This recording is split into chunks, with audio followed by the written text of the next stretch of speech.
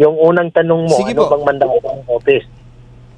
Ito ay para maintindihan ng mga kababayan natin, mga kabangsamoro natin, na naitatag ang Office for Other Bangsamoro Communities bilang proper office ng Office of the Chief Minister upang tutukan ang mga Bangsamoro communities na matatagpuan sa labas ng BARM territory.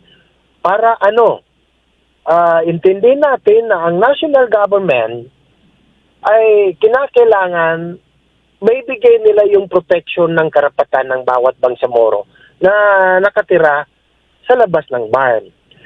So, ang Bangsamoro government naman ay sinisiguro na makapagbigay ng serbisyo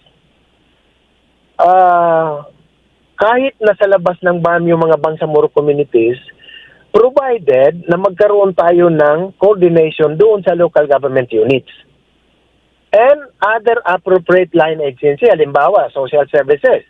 Kinakailangan bago i-deliver doon sa lugar kung saan si Bangsamoro na nasa labas ng BARM ay makapag-coordinate tayo ng local government unit at pati yung mga appropriate line agency tulad ng DSWD. Upang sa ganun ay madaanan natin yung proper protocol na tinatawag natin.